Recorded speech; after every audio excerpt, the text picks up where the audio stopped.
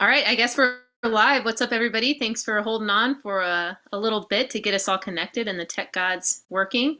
Robbie's majestic self is here, and yeah, excited to kick things off. Hi. Dusty's here, Amber, Gabe. Oh, look at this. So yeah, here we are again for another week of Let's Talk About Feelings with myself and Dusty Pitstick and Amber, our honorary third host, who's always here. How are you? Awesome. How are you doing? I'm doing good. Hell yeah. It's always great to see you here. Lauren, always great to see you here. I want to start off by saying what a wild time I had last week coming into Tattoo Collecting 101. I know. I caught that. Dude. I was listening in. Yeah. That was wild. I did not expect that. I mean, me and Ben have like met in passing at Hell City, and that's about it. And he was so open and like so taken off. Like he was taken off. He was caught off guard. Really, it was funny, but it was awesome because like, man, he must have cried like 10 different times, and that's one of my favorite things, to make grown men cry in a good way. I cried watching him cry. Right. I was on my way to hyperspace, and so the other girl that usually hosts the show was on with me, and we were just like, "Oh my god, this is incredible." And then Guy, we were sitting out there just smoking. So it was me, Guy, and Fawn listening to this conversation, and he was just listening to what you guys were saying. It was very cool. That's really cool. That's really cool. Watching, listening. Teenage Robbie just freaked out a little bit because Guy Aitchison has seen my fucking content, you know. Like, wow, that's really cool. But seriously, that was a super awesome thing to be invited to do. I love things like that, and I love when they're not expected, and that was totally not expected. But yeah, it definitely was huge confirmation that I know what I'm doing, and I'm doing a good job doing it. So I always appreciate those moments. And now I have a new friend, because me and Ben definitely created quite the connection that day. So it's pretty cool. It's pretty awesome. And it's a nice feeling knowing that like your words make a difference. I don't know if anyone else goes through this, but like I often challenge myself, like, who the fuck's even listening? And why the fuck would anybody even give a shit about what I have to say? And then I'm either put in a situation where I realize the power and impact of my words, or I realize the power and impact of somebody else's words. And then I'm like mind blown. And that was definitely one of those things where I was like, wow, I guess I'm fucking good at this stuff. And words really do mean a lot. We were saying we never heard him get like that personal, you know? Yeah. Yeah. Especially live, you know? And it was weird because like we started out very political. And I'm not a political jargonist. So I'm like, what the fuck is going on here? We're talking about politics. And then he seemed really interested in what I was doing. And then that's where the real good stuff came out. And the cool thing is, you know, it seems that you run into people like that when they need it. And he definitely needed it. And that was something I needed too. And it was just a really good time, just filling a need, giving somebody the love that they deserve and they're not used to receiving. And I think that's really what it comes down to, is like the self-love thing is a fucking journey I've been on a lot lately.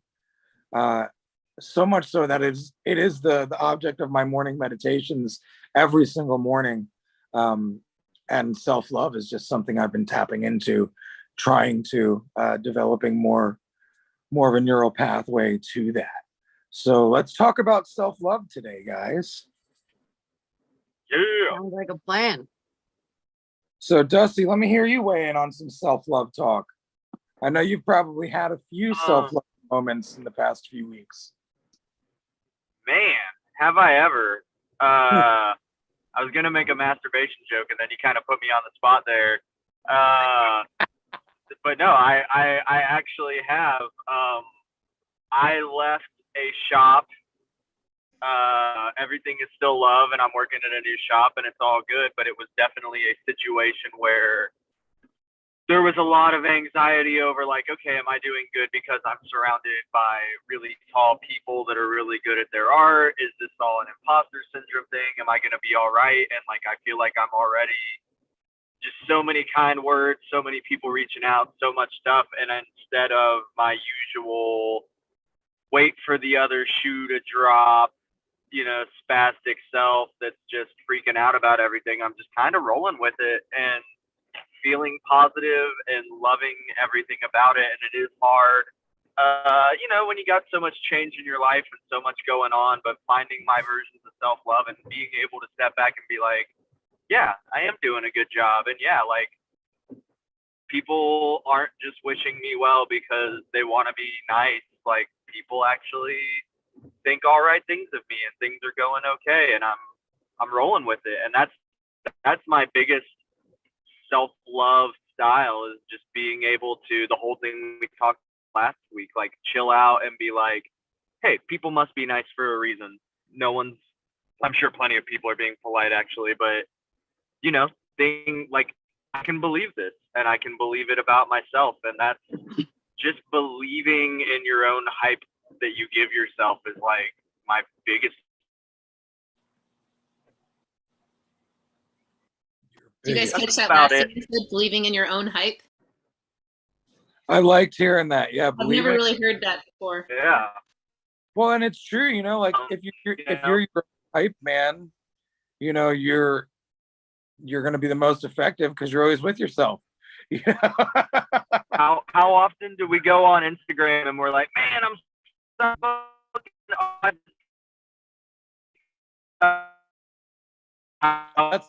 that's how I feel. We're losing the shit out of you. Yeah, you're breaking up, Dusty. It's funny though, because I really do feel that jumbled a lot of the time. So Yeah. All right, Dusty, if you can hear us, you are frozen. Oh, and he lost all internet connection. Oh no. Hopefully he'll be back soon. That's all right. Yeah, these things typically happen. Yes. It's weird. I had my computer shut for me the other day, Zoom call, and I popped back in and everything was just there still. Zoom is really amazing. It's pretty cool. So how you been doing, Amber? I've been doing great. I accepted a compliment. Wow. Okay. And I felt like it was warranted, and I just said thank you, and it made me happy. Wow. And that was Talk it. about a breakthrough. Hey, looky there. Doing big fucking things here. Dusty, you're on mute.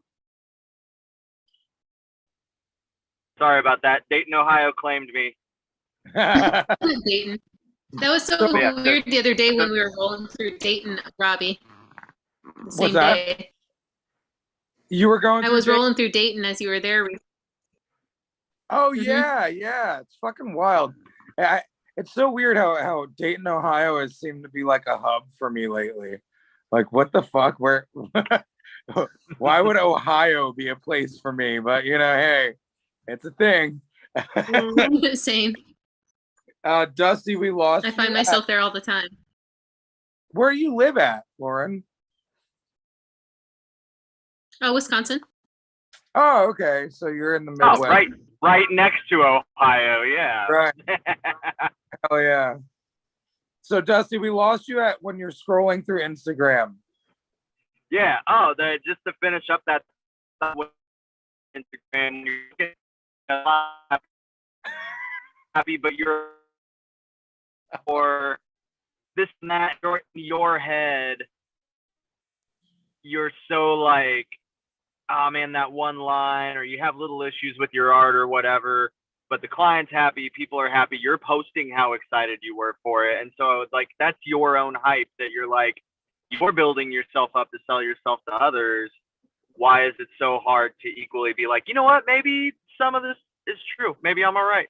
Maybe things are going good. And yeah, I'm kind of forcing myself when I type those things to be like, don't type them if you know. And so now maybe you should mean them and believe them. And that has been my big self-love moment for a couple months now, is just being like, look, maybe some of this is true, and I got to roll with that and own up to it and act like not terrified. Yeah, and that's the weird thing, owning up to your greatness, like owning up to all the beauty and wonder that you bring this world. It's so odd to think of it like that, because like, it's usually the other truths we're owning up to. But one thing that, Dusty, because you're in the class, I've been talking a lot about the lie versus the truth. And the lie is what we tell ourselves. And the truth is inside of us all the time. And it's so funny how we walk around acknowledging the lie as the truth and looking at the truth as like pain. And like, it's really weird to be pained by our own greatness. So yeah, it's interesting to have to like grow the fuck up and face that. Yeah.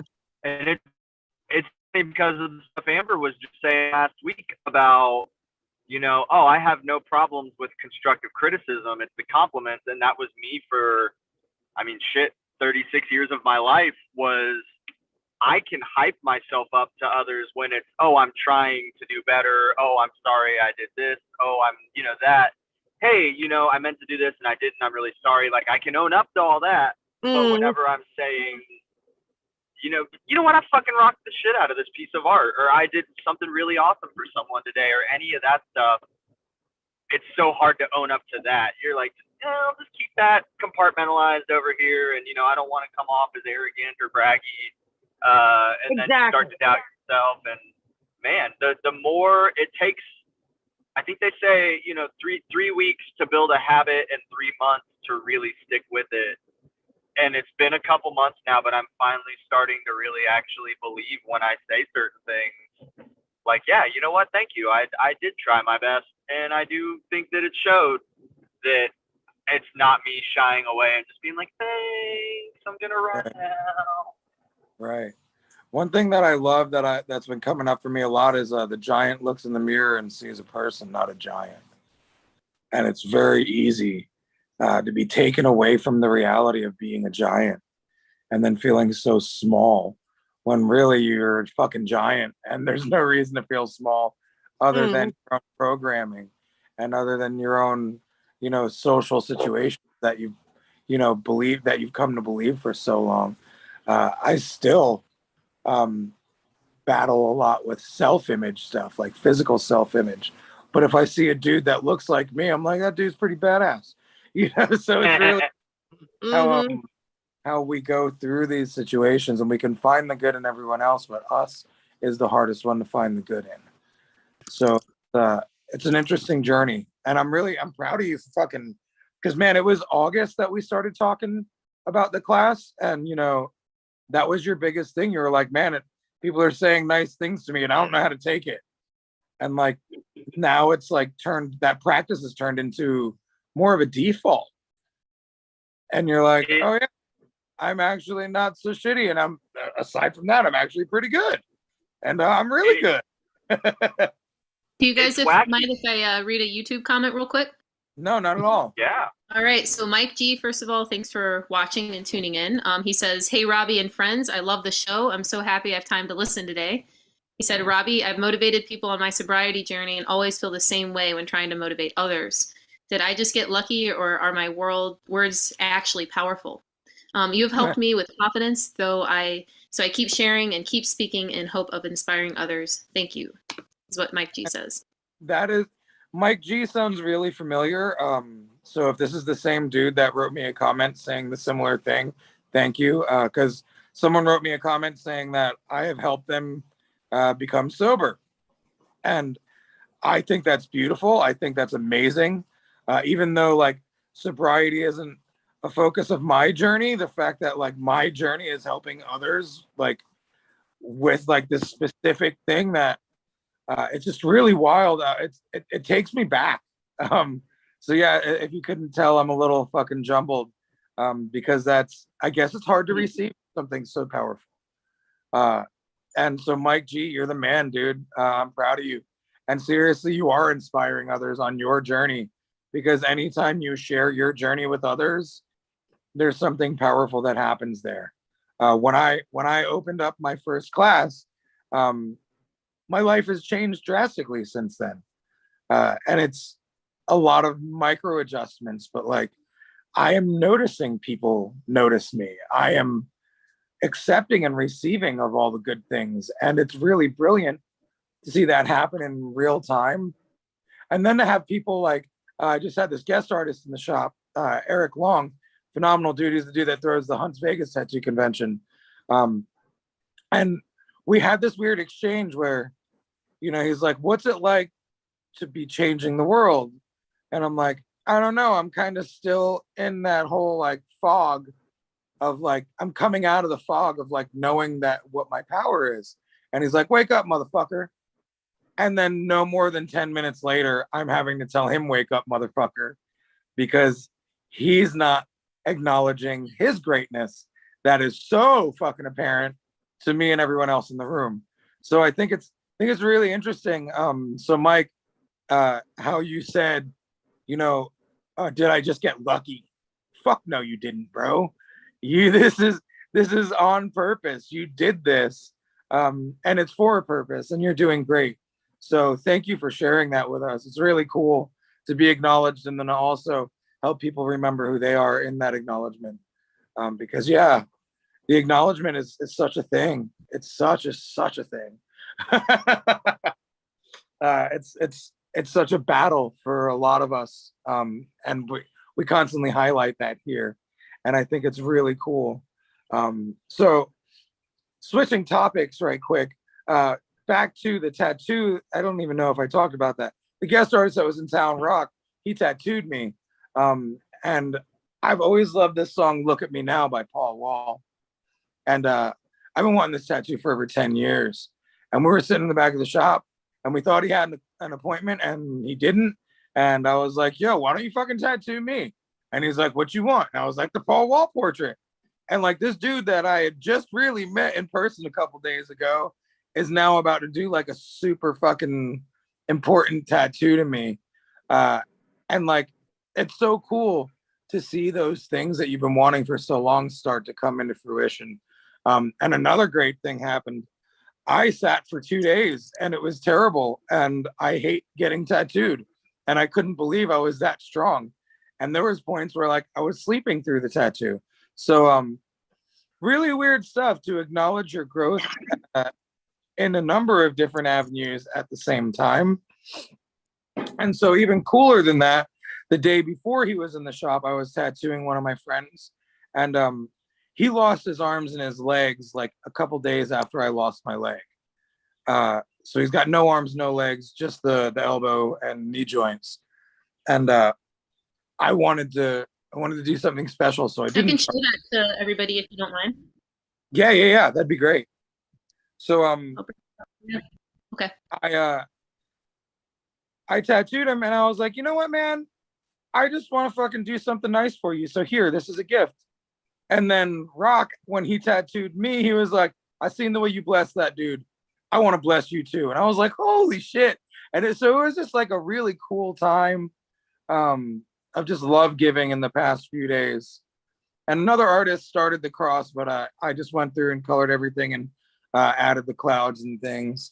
But that was such a brilliant day spending time with Gary. I mean, this fucking guy, he's just so powerful. Like the first time I fucking met him, I walked into the shop and he was in the shop already. And he's sitting there with his fucking nubs, like typing on his phone.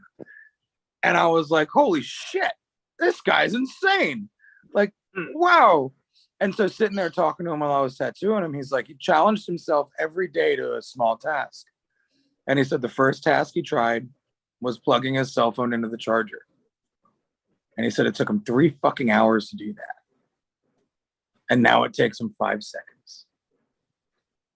And so like, it's so wild to see the things that we're capable of, especially when push comes to shove and when we're forced into a situation that we're not equipped to deal with, which is why it's so cool to have sounding boards like that.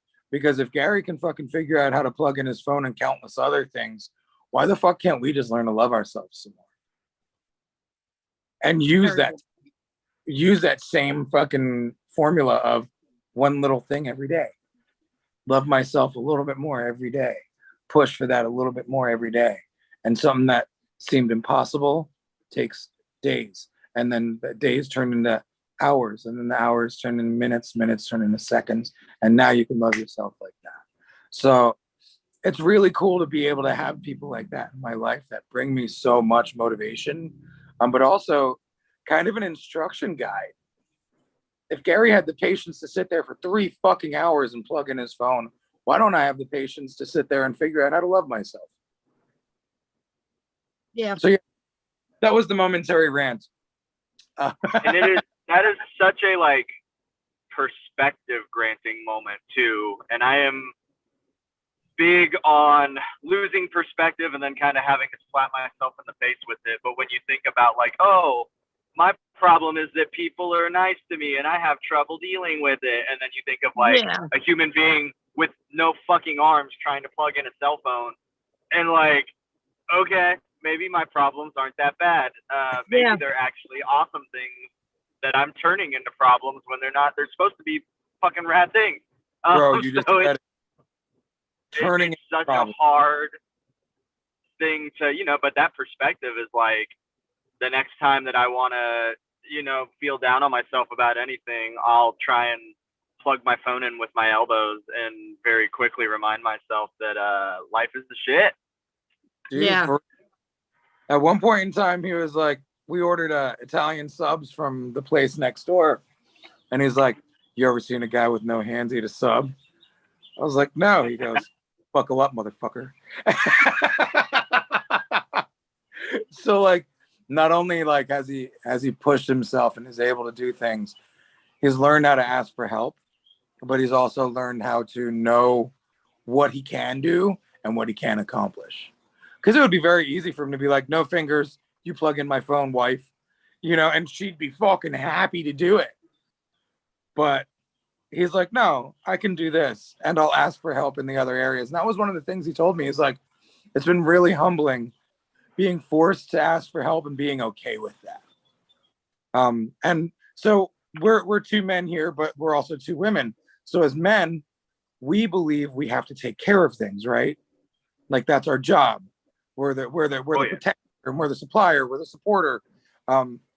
As women, what is the things that you guys seem to take? Like every man seems to have that, like, I need to rule this roost because it's on my shoulders. Would it be safe to say that a lot of the stereotype that goes along with the woman is you're like this support system and you're like really quietly keeping it all together even though no one knows how to, and it's a thankless job? So yeah, let's hear some of that. Amber. Well, you. How do I put this into words that anybody's going to understand? I feel like the women are the emotional support system. Right. Because we stereotypically are better at emotions. Women are seen as more emotional and men are seen as less emotional. When men aren't less emotional, they've just been conditioned to not show it. That's true. That's true. I always say being tough during tattoos doesn't mean you're tough. Being tough is just hiding your pain better. Yes. Interesting. What's your thought on that, Lauren? Geez, I guess I'm kind of not sure exactly how to answer it, but like in the dynamic, a traditional dynamic, let's just say within the home. Personally, I feel like I've conditioned at least past relationships to be like, I think ahead. I'm always thinking of everything, and there's branches and all these things. Whereas I feel like, in terms of a man, it's one thing at a time. It's steps.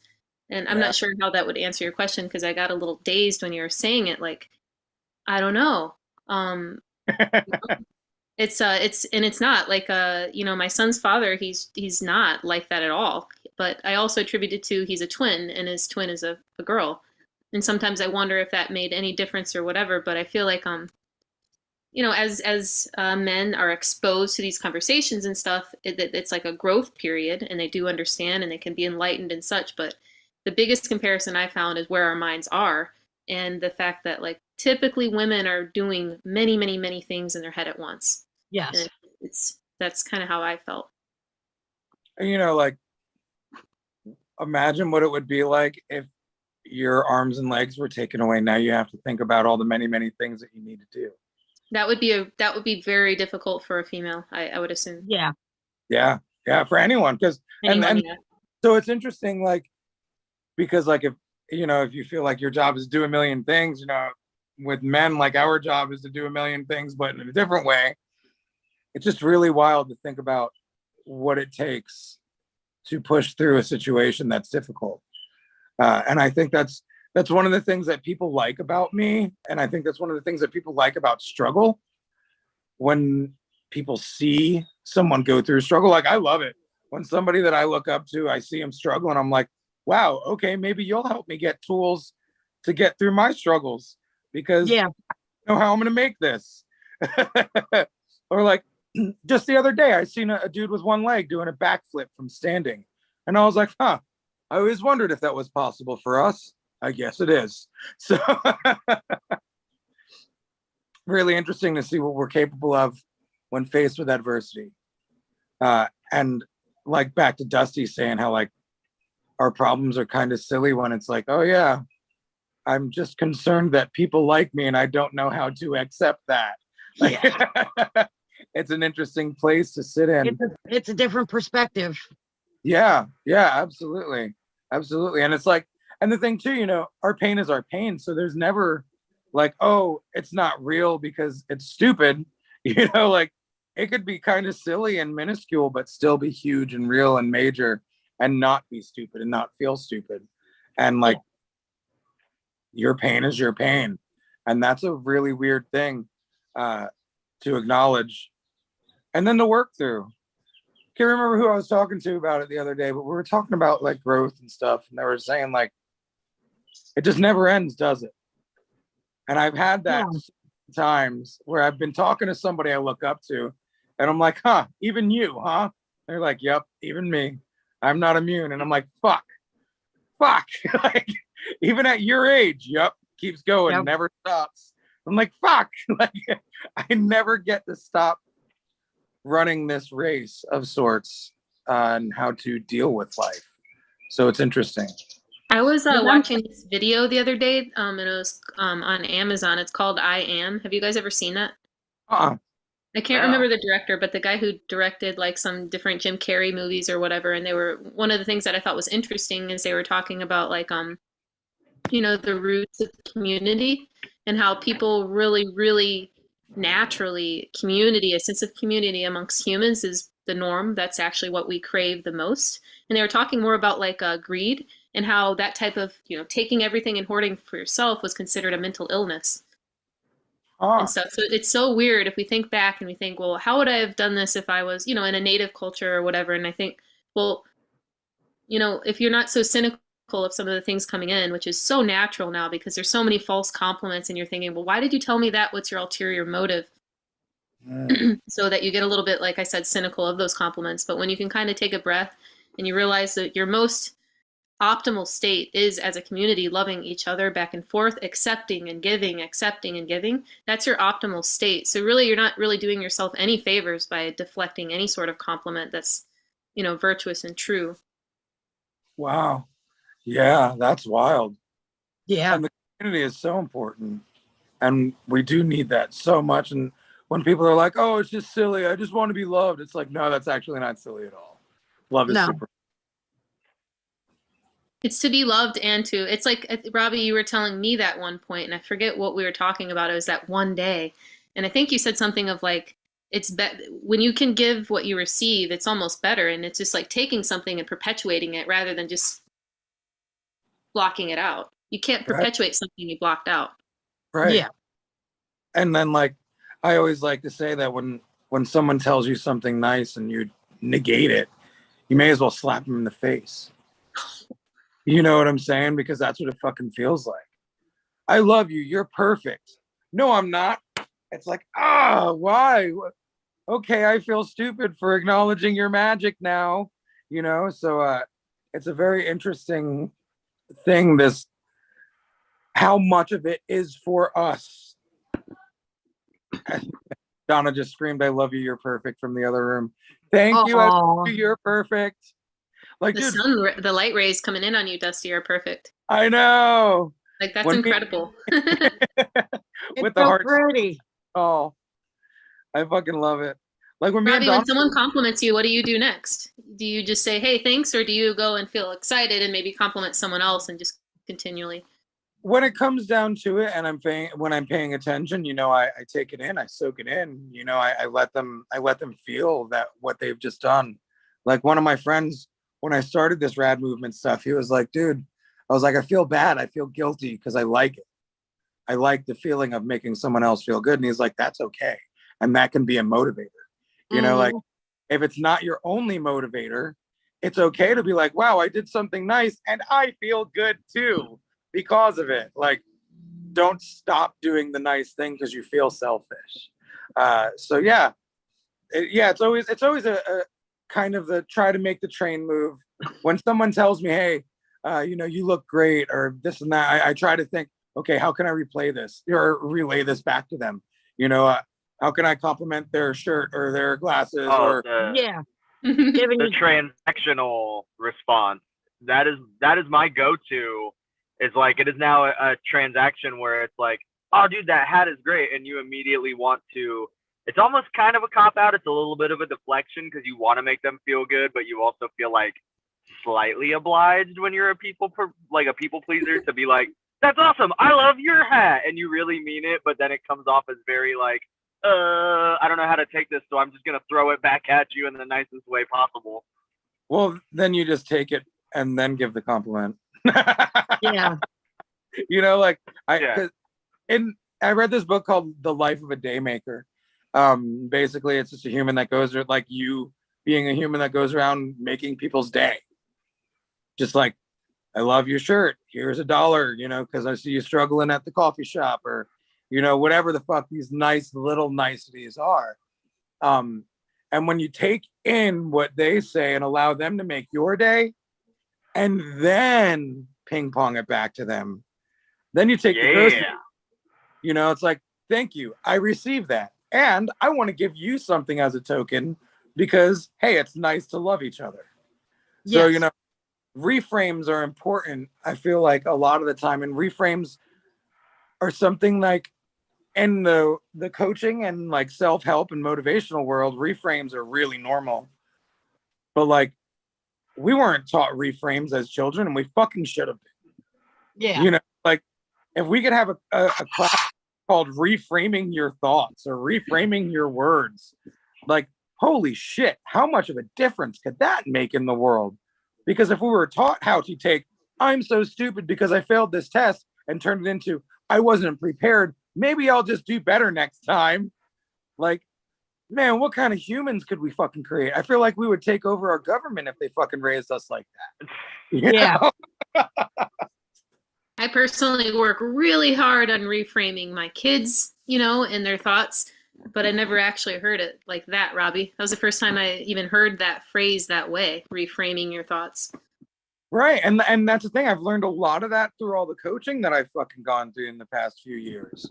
I've paid a gut-wrenchingly large amount of money for fucking different coaches. And it's paid off in a number of ways. And one of them is the reframe concept. And it's happened so many times from so many different people that I'm like, wow. And then like, it when people that you look up to are talking to you about reframing, it really makes you want to fucking work on it. Yeah. Because you're like, wow, I've paid money to be here and listen to these words, and now this person actually is feeding into me on some real shit. Yeah, reframes are super important, and a big thing that I think we should all have in our mental toolkit. You know, like part of the magical motherfucker method is like checking yourself and then acknowledging what you need to pull out of your toolkit to adjust what you've just witnessed in that checking moment. And the reframe is one of the most important things, because you know how many times I'm so stupid, you know, I fucked this up big time, oh god, I really fucking suck. oh, I must be a loser because of this. I did it the other day. Oh, I'm just some fucking loser that doesn't know how to make money. And it's like, no, I'm just somebody who's fucking battling with a poor relationship with money. And these are some of the lies that come up shrouded under the truth. Because the truth that's, or over the truth that's under there is what that lie is trying to protect. Like, don't let that truth come out. That truth comes out, people will think you're bougie, or they'll think you're fucking proud of yourself, or super proud of yourself, or overconfident and cocky. And it's like, man, I gotten to the point where I'd rather fucking you be confused about me being cocky or confident than me being small, because I don't want to make myself feel small for no reason, because I'm conditioned to that. And how many core memories do we have wrapped around being small and almost being rewarded for being small? Like, I think all of us. So yeah, that's the end of that tangent right there too. They just kind of come and go, You said something though, that other people's opinions of us, Yes. they shouldn't matter. Have you And ever heard? I suffer from this too. And I find myself, why am I worrying about someone else's opinion?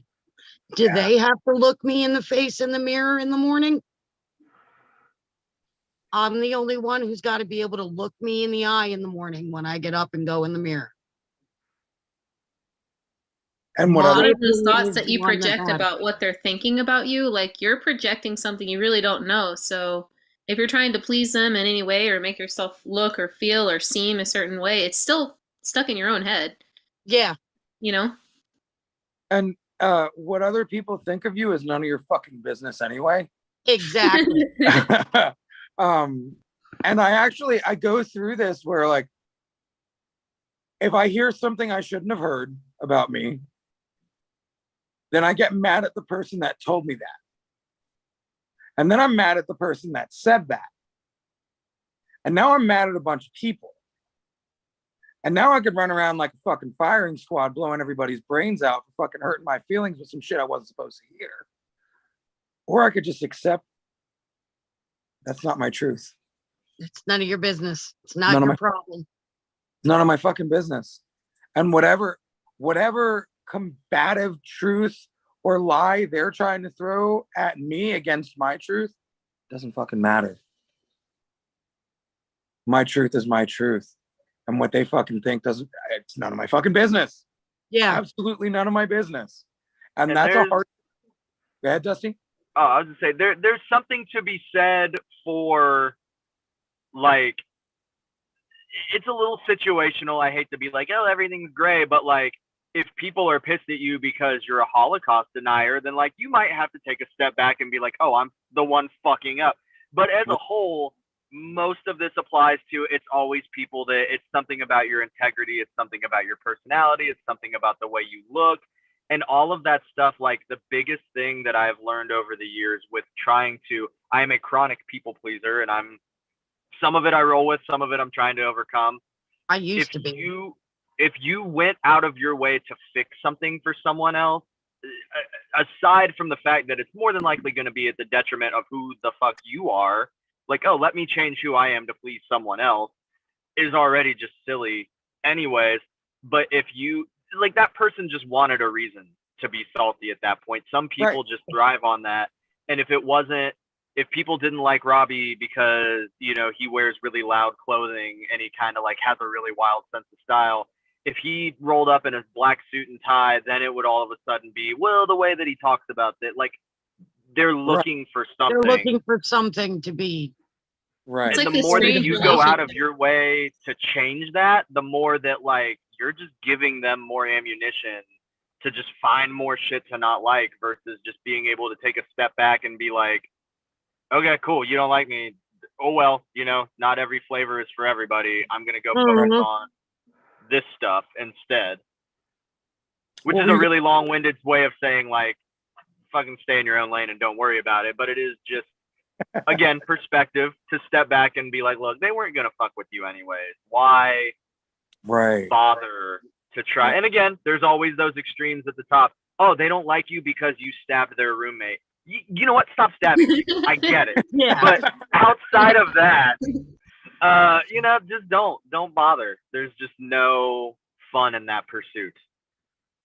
What were you gonna drop? I was in there? gonna say real quick. Yeah, you remember you were talking about, and this I'll ask your question. You said the relationship between the lie and the truth, but that's not necessarily entirely internal, because my truth and your lie seem to have some sort of relationship if what you think kind of impacts what I feel, you know? Right. So your lie and my truth, you know, don't let those two really commingle at all. Right. And like that goes You know back what I mean? to, go ahead. Nothing.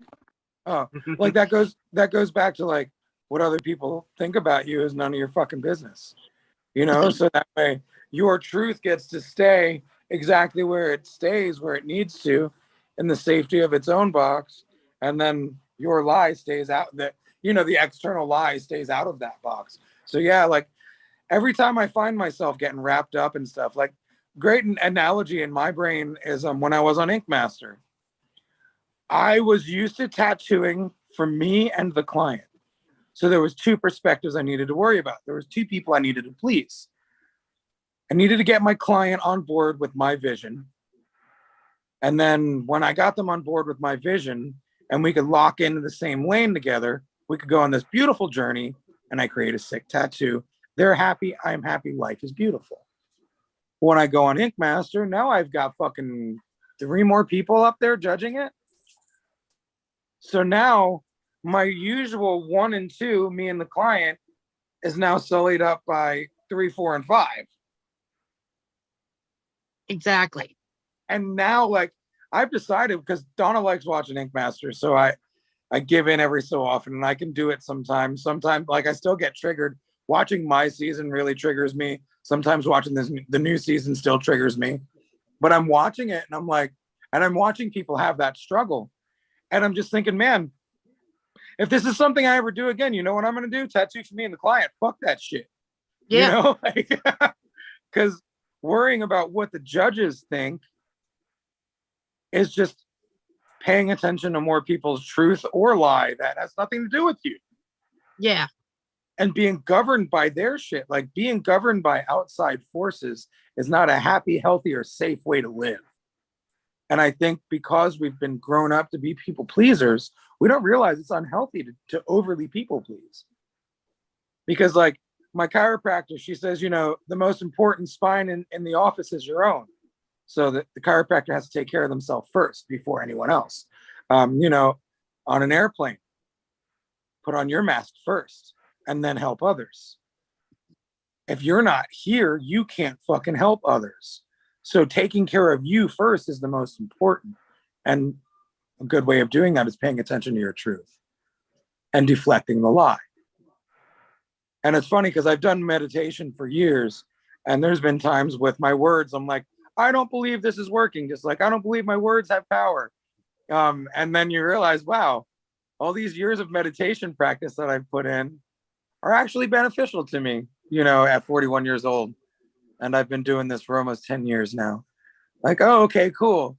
So take that and put it into the long haul of life, accepting that, sometimes it will take 10 years to fucking see progress. And like surrendering to that. Yeah. That's a hard one. Surrender in general is a hard one. That's one of the things that I acknowledged with one of my coaches the other day, that my relationship with money is missing a lot of surrender. Surrendering to, what if I go broke? What's that going to look like? What's that going to feel like? And the truth is, man, you know how fucking hard it would be for me to go broke? Like, I'm too on top of the shit. So the truth of the matter is, I just have to surrender to the feeling, sit down with it, let it be, let it speak, let it fucking have its time, let it vent, as Donna says. Because when Donna gets in a venting mode, I start trying to fix things, and now she's combating me. Now we're fighting. But if I just allow her to vent, we don't fight. because it's me showing her love and support. So if I allow my fucking ailments of the brain to vent and just allow my money worries to go and be like, hey, buddy, just put my hand on its fucking knee and be like, we're going to be fine. Let's just surrender to this feeling. So it's really interesting going through these things in my life, that the micro adjustments, because it's the little things. It's not one grand gesture that changes your life, hardly ever. Mm-hmm. You know, it's the tiny things. Quit drinking soda, start drinking more water, walk 15 minutes a day. You're going to want to start doing more things that build on those things. And then now you're healthier. You know, oh, you want to get more in your eye. Yeah. I'm sorry. They say like two things. First, Mike has commented on YouTube again, but I'll say something first. But like if you're gonna walk 15 minutes every day, your body gets used to it, and then it's like, well, 15 minutes isn't gonna do the same as now if I start walking 20 minutes, I'm gonna get a little bit more out of it. Well, then I should probably start walking 25 minutes, and maybe I'll add a little run for 5 minutes. Yeah. So that's another thing with once you establish that foundation, that's your new level. Like you can keep compounding on that. But yeah. Mike G, thanks for commenting again. He said, awesome points, guys. Not hating yourself for the mistakes you've made is one of the most important concepts I believe in. I used to exhaust myself trying to use the negativity to motivate change. Always exhausted myself to the point I gave up caring about fixing the mistakes so I'd have nothing to hate for myself for. But of course, mistakes never go away when I did that. Wow. And that's like ultimate surrender right there. Mm-hmm. Yeah. For the things that like we typically hate ourselves for, like, oh, I'm so stupid. I did this wrong. I did that wrong. That's one of the things I'm really trying to change about myself. When I catch one of those rumination loops where I'm like, man, you shouldn't have did that. It's like, I'll talk to Donna about it. I'll be like, look, this is on my brain. She'll be like, man, I felt that too. And I'll be like, okay, cool. We both felt it. Now we can move on. Like, yep. So it's really interesting how freeing that venting can be. Look at that puppy face. I like how he said trying to use the negativity to motivate change. Dude, that's a big one. Mm-hmm. And yeah, for most of my life, I used negativity as fuel. But when you use positivity as fuel, wow, that's a different motivator. That's a different life. And now you're on the positive track through the trek. So when you're fucking, sludging through the mud and the grime and the dirt and fucking climbing the mountains, if you stay positive, now you're in a positive mindset to start. And then that positivity is fueling you in a more healthy fashion. So yeah, that's Mike, you're a killer, dude. I fucking love the way you think. I love the things you're on.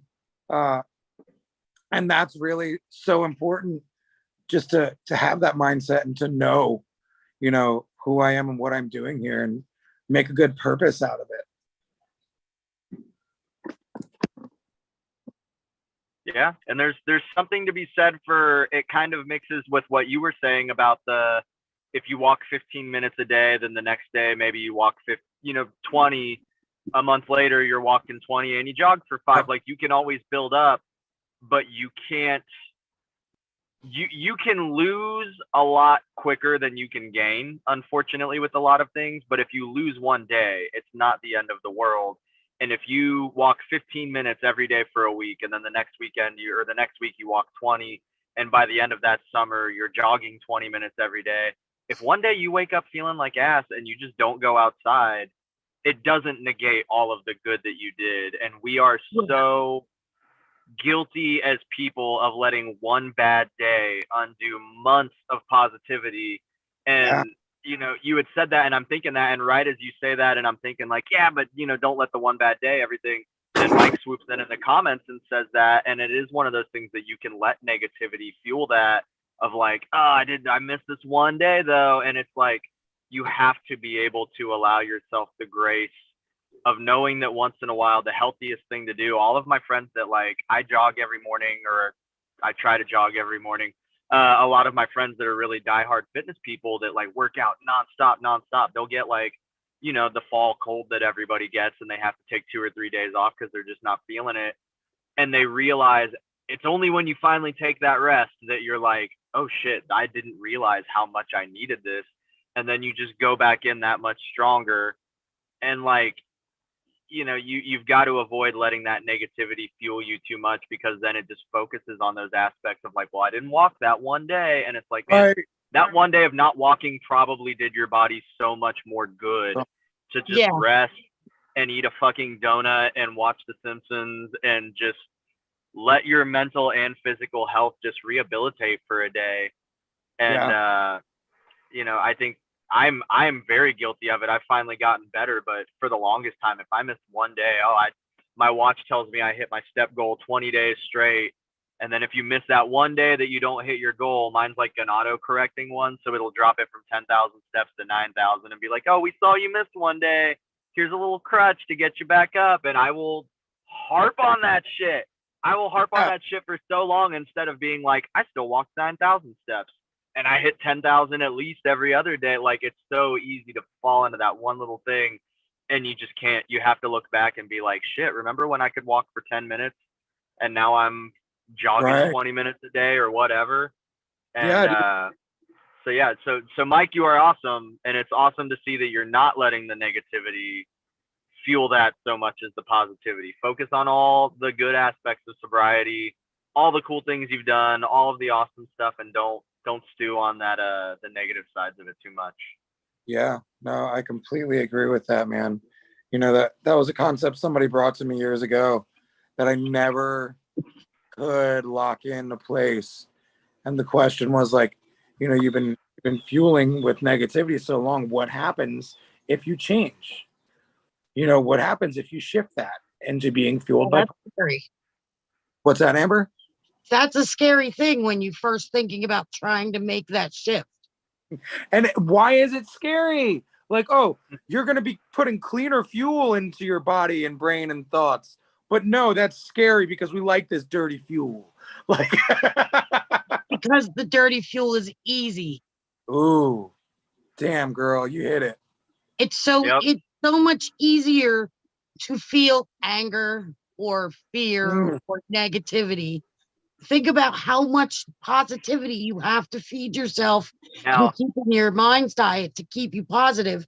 And then it just takes a tiny bit of negativity, and then it's like a wildfire. Now, let me play devil's advocate here. Is it that it's easy, or is it that it's what you know? Familiar. Ooh. That's why it's easy. And that's what makes it easy. It's easy so familiar. Because it's what you know. It's not that negativity is easy. You're just used to it. Yep. So that shift in mindset of, oh, well, this is what's easy, to, no, this is what I know. Living in positivity, a year from now, when, I get over all these hills and I get all of the dirty fuel out of my car and it's running on the clean shit, you're going to be like, man, I'm not mad all the time. I'm not hating everything. I don't hate life. Like, that is easier. It's just hard to get out of what you know and make that change. That's the hard part. It's hard to leave your comfort zone. Easy. Yeah. I feel like and on the flip side of this, we could find somebody from like that movie Pleasantville that just lives in small town USA and like the Leave It to Beaver scenario, and be like, well, why don't you be hateful? And then be like, oh, well, this is what's easy, because it's what they know, and it's the complete opposite end of the spectrum. It's less that, just don't think that hatred is easy. It's what we already know, and it's easy to fall into habit. It's the belief system. It's the core activity program. It's habit, like you said. Like, it was weird. The other day I was in the gym with my son, Jaden, and I was like, bro, I don't be mad all the time in the morning anymore. That's weird. Like, I've been working at this. What a novel idea. Yeah, like, I've been working at this so long, bro. It actually works a little bit. Holy crap. That's amazing. And so, like, to hit that and to realize that I can overcome that. Granted, I have woken up angry since then, or, I've woken up and gotten into anger since then, but it is no longer my default.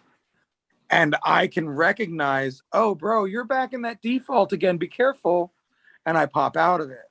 So it's really interesting to see how long it takes to break that bad habit. Like, if you have a glass full of Pepsi and you put it in your sink and then you start running clean water through it, it's going to take a while for all the Pepsi to get out and all the water to clarify in that glass.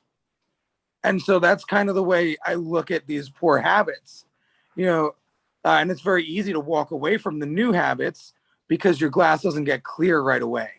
Mm-hmm. And so the practice is waiting for your glass to fill and get all the old stuff out and go clear and run healthy, happy, new, and on that clean fuel. So yeah, it's weird. It's a practice, it's a struggle, it's a journey. And you know, we make it through, right? Yep.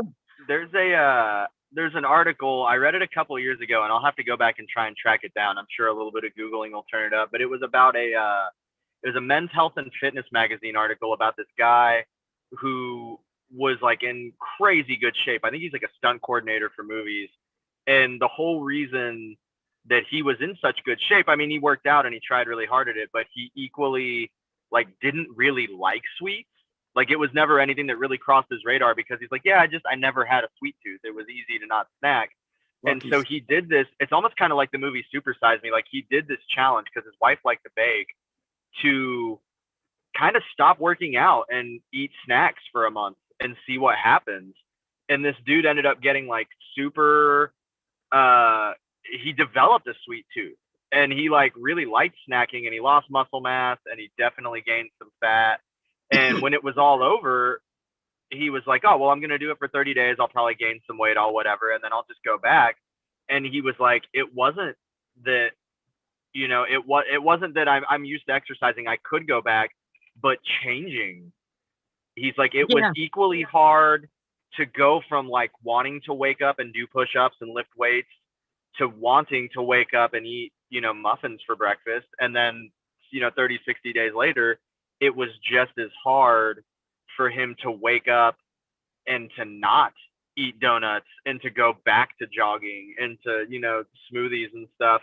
And it's just that same perspective of like, it's the change that's hard. Like Robbie was saying, it's, you know, you wake up one day and all of a sudden you're just like, oh, I'm not default mad anymore. And it's not that getting out of being angry was hard. It's that the actual process of change in conditioning your body and your mind to do these different things, it's a fucking struggle because you always want to relapse and you always want to slip.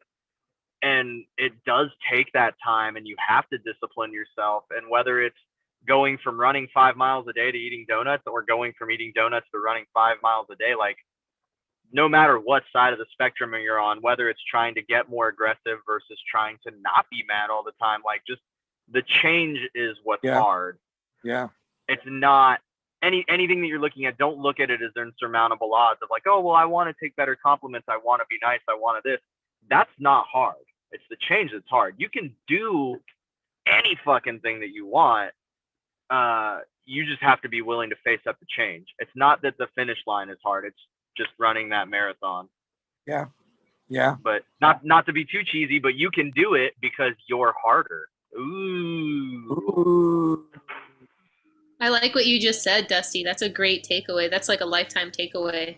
It's not been said to me like that before, but like that's a really good way to think. Well, it's the change that is hard because either way you're going to have a difficult decision. Wouldn't you want to choose the better difficult decision? Right. Yeah. It's kind of that grass is always greener thing. Like it's not that what's over there is better necessarily. It's you've got to pick what you want and need for you. It's just that it's always somewhere else. And if it was as easy to obtain it as flipping a light switch or grabbing it off the shelf at the store, you know, we'd all have fucking 6-pack abs and be living our best lives right now. But, you know, mentally, physically, whatever it is, it's the fact that you got to drive states away and find it at some special novelty store. It's that whole journey that's hard. Yeah. Yeah. And the journey is the destination. Oh yeah. So that's the difficult part, you know, like, because when you get there and you get the thing from the store, cool. Doesn't really change your life that much. No. Yeah. Change your life. It's the hard and it part. Wouldn't struggle. mean nearly as much if we didn't struggle. That's the perfect word for it. If you didn't have to fight and struggle to get things, then you wouldn't really. It wouldn't mean appreciate as much. them much. Yeah.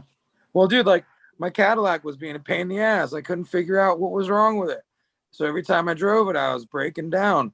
other day we got it fixed, and I'm driving it the other day, and I'm like, wow, I appreciate this so much more now because she's down on me, like, because for a while there I had a really expensive paperweight in my garage, and now I have this vehicle that brings me joy and peace and fun when I drive it.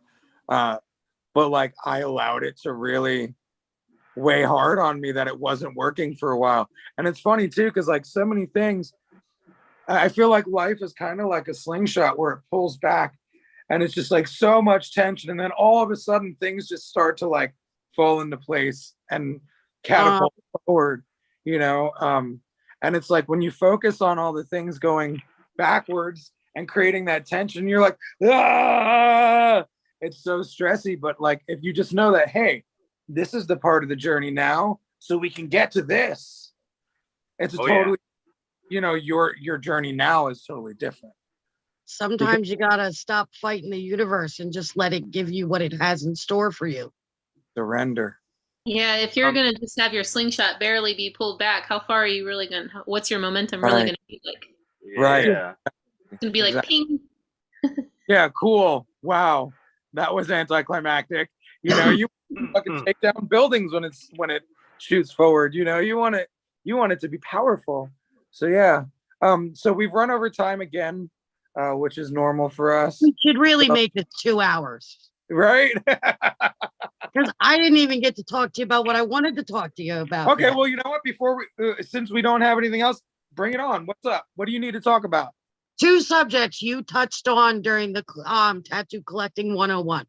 Okay. Tattoo therapy. Yes. Big time. Ink therapy. I am looking to be certified in Reiki healing. Okay. So that I can do Reiki while I'm doing the tattoo.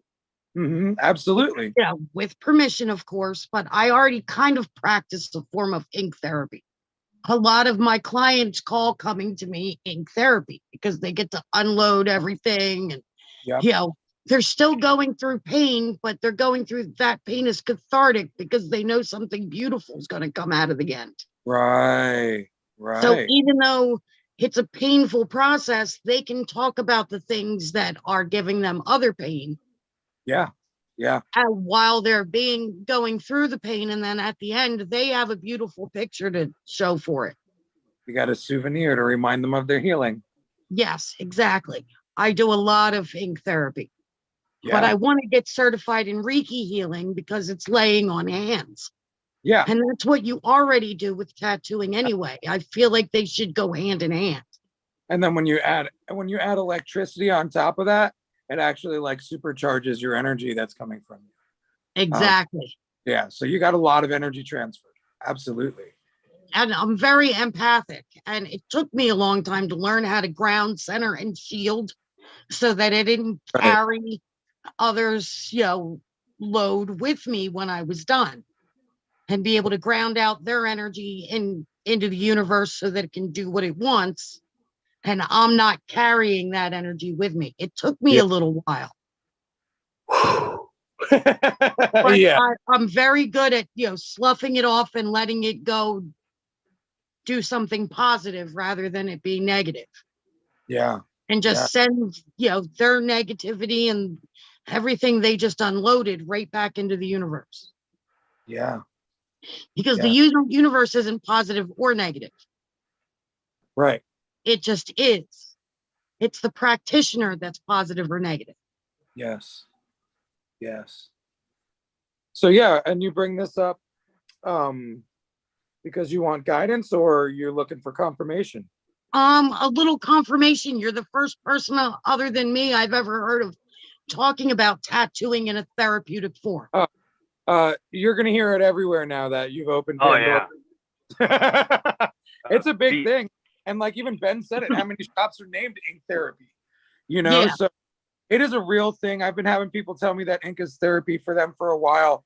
I've been getting heavily tattooed lately, and like even though I just sat 2 days and I hated a lot of it, it was still a very therapeutic experience. Yes. Spending time with people that I love and respect and can grow and learn from. Just the fact that I can sit and deal with pain like that. Yeah. It's magical and powerful. Makes me feel pretty strong and pretty in tune and pretty in line. And then the fact that I can't really do a whole lot when I'm getting tattooed. Yeah, you're forced to actually be at rest. Right. And that's my me time. Yeah. And now, because of the last 2 days, I need some me time because that shit was rough. But it was definitely a form of self-love. And it's weird that one of my forms of self-love is beating the shit out of myself. There's a fine line between pleasure and pain. Right. And, you know, for me, that the therapeutic nature of that, it's really powerful. And then to walk away with the message that this tattoo gave me that I've been seeking for so long. And it's funny, and I'm working on my relationship with money, and it says "Look at Me Now," which is this Paul Wall song. And it's funny because I looked at it and I was like, wow, looks like it says 100K at me. And like, so now I have this, that shit. Right, dude. Now I have this double entendre of like, look at me now in the reference to the song, but 100K at working on this relationship with money. And like having this little hidden Easter egg that I didn't even ask for, that just kind of got thrown in there, and the universe brings it to me. So the therapeutic nature of that. And then having my best friend hit me up, and he recited one of the words from the song to me. And he's like, bro, every fucking time that song brings me something. And this dude's a doctor. So like, it's so cool that this Paul Wall song will inspire a doctor, will inspire a tattooer, you know, can inspire anyone. And now I have this message, you know, carved onto my body forever. And it's a message I've been dying to get. And I never considered the tattoo was going to go in this spot, but I'm so glad it did, because it's one of the few visible spots I had left that were open rather than cover up. So it was a really interesting, it's really interesting, the therapeutic nature of all of that. And I didn't even realize how much was all in there until I started unpacking it verbally with you guys. So it's really cool. The amount of therapy we can give and take from tattooing. You know, tattooing Gary with no arms and legs, that's hugely therapeutic for me. That's why I couldn't charge him. You know, he kept talking about money, and I'm like, dog, don't even worry about me. Like, I'm here for you today. Yeah. And you know, then when we were done with his chest, we worked on one of his nubs, and we put a rocky texture all over his nub. Oh, nice. And he's like, dude, you changed my life. He's like, I fucking hate the way these fucking scars look. This shit's gross. This shit's terrible. I hate looking at it. And now you've made me love my body again. Like, and so that, you know, the therapy involved on both sides of that was huge. And his wife was there, and like, she's a fucking gem. So it was just like this beautiful day of just love that the tattoo studio allows me to give. Robbie, do you think you could invite him on the show sometime? Absolutely. Well, that would be That awesome. would be really cool. Some of the YouTube comments are going. Mike G says, thank you, Creature. I know you just joined, but she says she loves the Reinventing family. So that's awesome. Creature. Yeah. So it's cool. And dude, and I really love the Reinventing family, because Lauren, you remember that day that I was like, I don't even want to be here because I feel like you guys don't want to be here, and I'm fucking having a hard time being an imposter. And now it's just like, you know what? I love being here. And honestly, part of it is because I've gotten positive feedback, because I was always afraid that nobody would come to the party or even want to come to the party. And the fact that now party. Thank you. And the fact that I see people want to come to the party, I see people are enjoying the party. I mean, you just keep bringing all these lovely children in. You know, the fact that people want to come to this party, and it's a party that the world kind of needs. You know, Amber, you and Medusa are really a big part of that change and that shift for me. I'm glad. Because you guys keep showing up, and obviously it's because there's something you're getting from it. And it's really nice. I love your energy, and you're great to talk to. Thank you. I really appreciate that. You flicked a switch in my head that hadn't been flicked before. And I'm like, wait a minute, what am I doing? Thank you so much. And it's so cool to see so many people saying that. You have no idea the good you guys are putting back into my life. And that healthy void that I'm filling, you know, with receiving all of this good from humans. Yeah, it's finally, I feel finally I need to fucking receive it. Otherwise I'm a true fraud. So thanks everyone for continuing to help me receive. And Amber, I know you said, That's a good point. what's that? That's a good point. I need to receive it. Otherwise, I really am a true fraud. Right. If I'm out here teaching people how to live, but I ain't living, well, what the fuck? Exactly. I'm trash if I'm doing that. So I can't be on that level. But yeah, you said you had 2 things you wanted to bring up. Number 2 was microdosing. That is so funny. I am in a microdose regimen right now. Yeah, you mentioned that. So am I. Okay. I'll do it for a month and then I'll take a month or 2 off.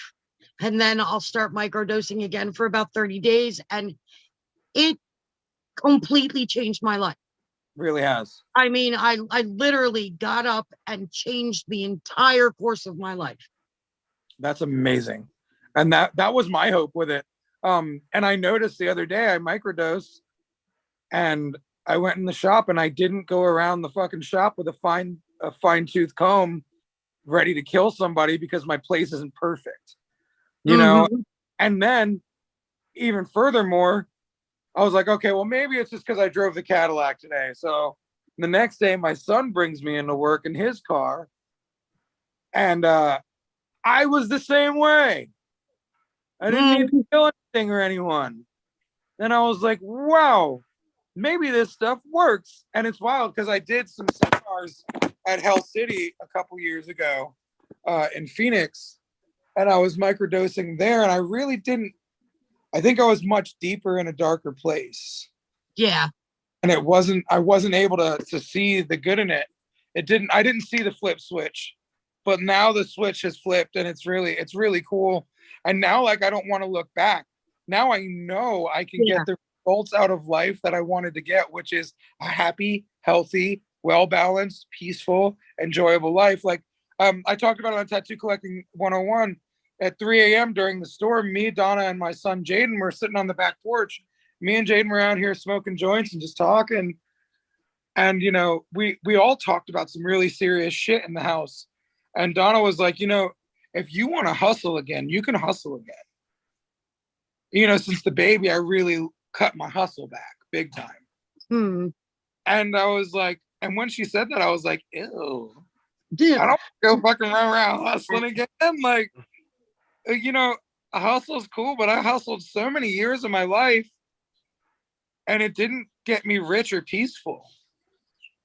You know what I'm saying? Like, I was wealthy enough, but like, I was always worried about the money and I still wasn't at peace. So now I'm like on this whole, oh, well, thanks for the permission slip to hustle.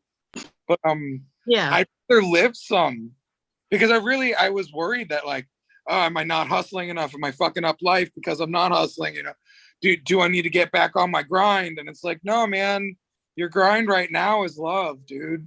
And you've been preaching love for so many fucking years. When are you going to put it on yourself and stop just giving all the love away and take some for yourself and then give some away too?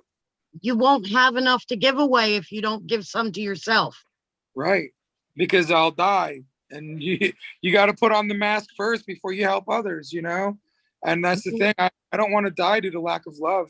I don't want to die due to lack of peace. I don't want to drive myself crazy with the things that I'm very good at driving myself crazy with. You know? I love that you're saying that you don't want to hustle while I'm looking from, like, I feel like we're friends from a fairly insider's perspective, that you run a class every Tuesday. You're involved in coaching programs. We do this every Monday. You own a tattoo studio. You still actually tattoo at it. You have an awesome wife, multiple kids that are rad. You've got basically newborn. You're dipping your hands in other stuff. Like, you're a pretty busy guy. Well, and that's the thing. Right? You're absolutely right. And so, you know what? The hustle doesn't look the same anymore. Yeah, you can affix the hustle to fit your situation. Right. But you can never quite escape it. Right, because I like a hustle, but I don't want to kill myself in the hustle. And tattoo is too much for me. I never thought I'd say that, but like, I used to feel stupid saying that. it's just too fucking much for me. It's giving too much of my life away. And so Yeah, like you can switch the tattoo hustle to the entrepreneur hustle, the Right. coaching hustle, the dad hustle. You can spread it out, but you're definitely a little bit of a busybody. Game recognized game. Like you will definitely always stay busy. Absolutely. And it's funny because like I have investments that I don't even touch or do anything with other than like putting a little attention and putting a little money into them every so often. And that's also part of the hustle. So like, yeah, it's funny that I say, I'm not gonna hustle, but the hustle has changed. And that's the thing, the change is hard, right? To acknowledge hustle has changed is weird. But like, I thought that my life was going to get instantly easier when I started coaching. It didn't. It's just a different version of hustle, but like it has gotten easier and I've settled into what it really is more. And like, I love my coaching classes now. Like I am so excited to be there and to teach and to give and to grow. And like having somebody say last week, I don't really get this. And then like tabling that discussion in front of the whole class and having the whole class feed into that person and like in turn feed into me and teach me things that I needed to learn about how to teach. So it's been a really beautiful journey, and acknowledging how the hustle changes is super cool. And that's a great thing to bring up. Sometimes your hustle just shifts and ain't nothing wrong. Yeah, and before I go to bed tonight, I'm gonna record a video for the Rad Movement because it's my Monday video. So yeah, I'm always doing something. Oh yeah.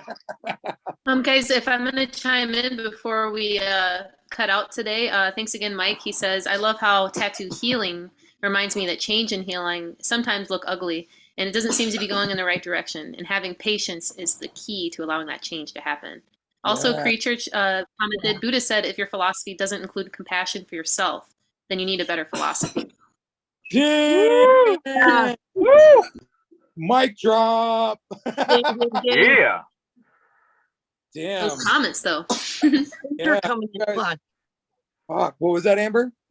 There's Creature coming in clutch with the truth.